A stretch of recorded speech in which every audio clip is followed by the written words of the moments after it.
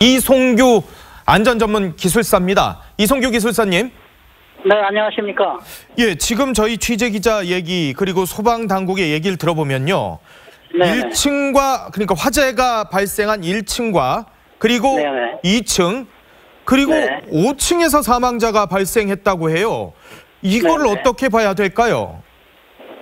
지금 화재가 발생했을 경우에는 그 순간 1, 2분 상간에 굉장히 그 사망자가 나타날 수가 있습니다. 우리가 이론적으로 보면 예. 한 번 맹독성 연기를 흡입했을 경우는 1분간 숨을 쉴 수 없다라고 하거든요. 예.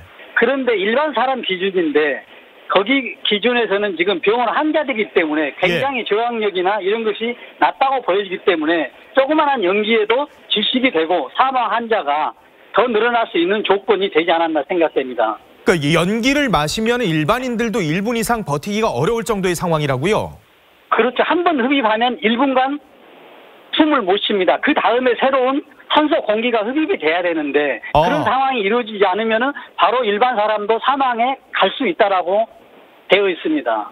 그런데 이분들은 뭐 주로 뇌질환, 중풍 환자 이런 분들이거든요. 그렇죠. 그래서 특히 이번에 그 병원에 그 사망자가 많이 난 건 예. 일반 사람들이 아니고 건강이 좋지 않는 뭐 중증 환자들 여러 가지 환자들이 있기 때문에 더 큰 사망자가 나타났다고 볼 수 있습니다. 3층과 4층은 피해 규모가 크지 않았다 그래요. 이거는 따로 뭐 저희가 따져볼 만한 상황은 아닙니까? 그렇습니다. 그렇다고 보면은 예를 들어서 뭐 방화문이나 어떤 문에 대해서 연기가 그 생존자가 있는 층에는 뭐 침입이 덜 됐다든지 아니면은 계단을 통해서 5층하고 바로 연결됐다든지 이런 상황이 되죠. 특히 계단 같은 경우는 1층에서 지금 이번에도 응급실에 사고 났지 않습니까? 예. 1층에서 사고 났으면 일단 계단 통로는 어떤 역할을 해버리냐면은 굴뚝 역할을 해버립니다. 계단 통로가 굴뚝 역할을 한다고요? 그렇죠. 왜냐하면 계단이 밑에 있는 계단 위에 공기가 났기 때문에 낮은 데로 연기가 쭉 올라가는 거죠. 그러는데 올라가면서 제일 위로는 제일 빨리 갈 수 있습니다. 그러나 가면서 이제 공간이 있는 층이 있다면은 그 층으로 계속 또 침투가 되는 그런 상황이 진행될 수가 있겠습니다. 지금 생존자 인터뷰를 들어보면요. 비상문 열었더니 계단에 시꺼먼 연기가 꽉 찼고 또 그래서 일반 계단으로 가니까 거기도 또 연기가 너무 많아가지고 앞도 안 보였다고 막 우왕좌왕했다라고 증언을 하고 있거든요. 그렇죠. 그렇게 보면은 특히 이제 병원 같은 경우에는 특히 겨울이다 보니까 특히 환자들은 어떤 체온에 대해서 민감하지 않습니까? 그럼요. 그렇기 때문에 이제 불에 탈 수 있는 가연성 물질이라든지 특히 이불이라든지 또는 뭐 전기 이런 난로 이런 것들이 있기 때문에 화재가 나면 굉장히 급속도로 되지 않았나라는 이런 생각을 해봅니다. 지금 화면으로 봐도 연기가 아주 까매요. 그리고 병원 내부는 시꺼매요. 이 유독 물질들이 많았나 이런 또 추측들이 나오거든요.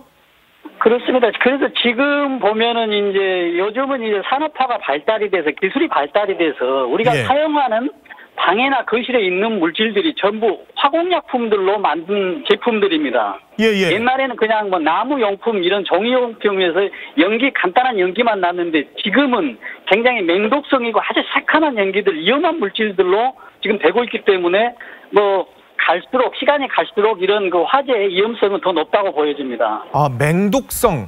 저희가 그냥 뭐 이불이나 이런 이 침대. 그것도 다르죠. 그거랑도 그러니까 의약품이 있지 않습니까? 병원에서요. 그렇죠. 그런 것도 관련이 돼 있고요. 특히 또 병원의 환자들이기 때문에 그 어떤 뭐 이불이나 어떤 체온용으로 인해서 더 따뜻한 어떤 이런 도구들이 많이 있지 않았을까. 또 뭐 여러 가지 뭐 이유가 있을 수가 있겠습니다만. 혹시요 저 의약품들 뭐 주사제라든가 아니면 뭐 이런 것들이 불에 타면 이게 또 오히려 더 안 좋은 맹독성 연기로 바뀌거나 맹독성 물질로 바뀌거나 이럴 수도 있는 겁니까? 아마 그럴 수도 있습니다. 특히 그 주사제 같은 경우는 전부 그 비닐팩으로 돼 있지 않습니까? 그래서 이런 비닐팩을 쌓아놓은 이런 창고라든지 이런 과정에서 화재가 나면은 어떤 이제 더 맹독성 연기가 날 수 있는 조건이 충분하다고 보여지죠. 지금 일부 생존자의 증언입니다. 증언에 네네. 따르면 아직 네네. 정확하게 사실관계는 밝혀진 게 아닙니다. 이 네네. 스프링클러로 추정될 수 있는, 그러니까 위에서 물이 네. 떨어져야 되지 않습니까? 저 정도 화재면. 네네. 네. 근데 물이 떨어진 기억은 없다 그러거든요. 혹시 물이 안 떨어졌다라면 문제가 되는 거 아닙니까? 아니면은 연기만 났기 때문에 저렇게 스프링클러가 혹시 있어도 작동을 안 할 수도 있는 겁니까?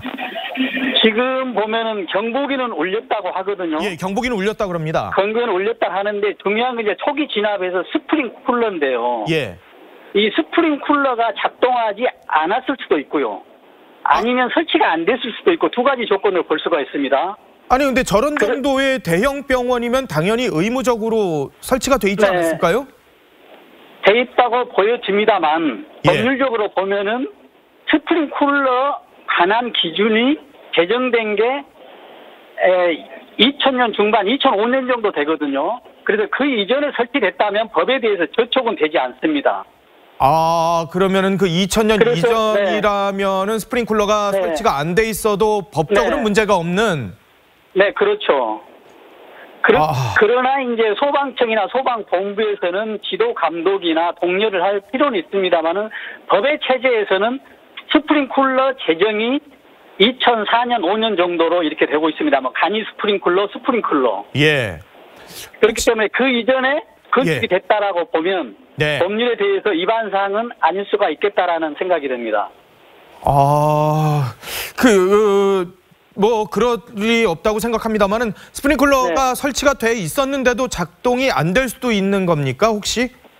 아니, 충분히 있을 수가 있죠. 스프링쿨러의 어떤 화재 감지에 의해서 예. 그 다음 액션이 이제 물이 쏟아지는 이런 방식인데 일단 감지기 자체가 뭐 고장이 났다 할지 예. 아니면 또 스프링쿨러 자체가 또 물이 가지 않습니까? 예. 그렇기 때문에 또 이런 것도 생각해 볼 수가 있습니다. 지금 한참 겨울이기 때문에 그렇죠. 스프링클러 예관에 대해서 어떤 그 얼어있지 않았느냐. 아, 물이 얼었을 수도 있죠. 지금 경남 밀양이 오늘 사상 최저 온도거든요.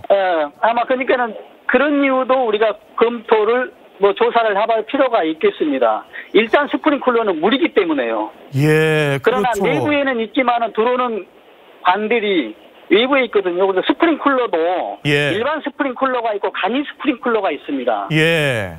간이 스프링클러는 일반 수도관에 연결하는 경우도 있거든요. 우리 아. 상수도관. 예. 그러면 상수도관이 어렸을 경우에는 아무리 또 감지기가 작동이 됐다 하더라도 스프링클러가 작동이 되지 않는 이런 또 불상사가 나타날 수가 있다고 충분한 생각이 듭니다. 아, 그렇군요. 네네. 아, 뭐 바라기는 스프링클러가 작동했을 거라고 바랍니다만은 혹시라도 안 됐다면은 혹시 없다면은 이 부분은 좀 짚어봐야 될 것 같네요. 네, 그렇습니다. 예, 오늘 말씀 고맙습니다. 네네, 수고하십시오. 예.